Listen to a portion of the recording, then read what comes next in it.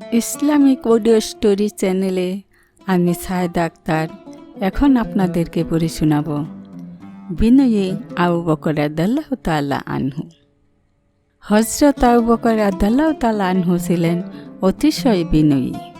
আল্লাহর ভয় ও আখিরাতের জবাবদিহিতার কারণে তিনি বিনয়ের শীর্ষস্থানে উঠতে পেরেছিলেন। তাই কেউ তার প্রশংসা করলে তিনি মোটেও খুশি হতেন না। ইসলামের প্রথম খলিফা হবার পর লোকেরা তাকে খুবই সম্মান করত। অনেকে তার প্রশংসায় ছিল পঞ্চমুখ। এসব প্রশংসা ও স্তুতি শুনে আবু বকর রাদিয়াল্লাহু তাআলা আনহু খুব ভীত হয়ে পড়তেন। তাই তিনি আল্লাহর কাছে কায়মনোবাক্যে প্রার্থনা জানিয়ে বলতেন, হে আল্লাহ, আপনি আমাকে লোকদের ধারণার চেয়েও অধিক ভালো হবার সাধ্য দান করুন। আমার পাপসমূহ ক্ষমা করুন। লোকদের প্রশংসার জন্য আমাকে দোষী করবেন না। একদিনের এক ঘটনা, কোনো এক ব্যক্তি এসে খলিফা আবু বকর রাদিয়াল্লাহু তাআলা আনহুকে আল্লাহর খলিফা বলে সম্বোধন করলেন। এতে আবু বকর রাদিয়াল্লাহু তাআলা আনহু খুবই অসন্তুষ্ট হলেন।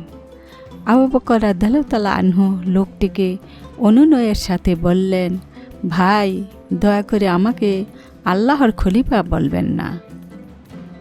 আল্লাহর খলিফা হলেন আমাদের প্রিয় নেতা মহানবী মুহাম্মদ সাল্লাল্লাহু আলাইহি ওয়াসাল্লাম।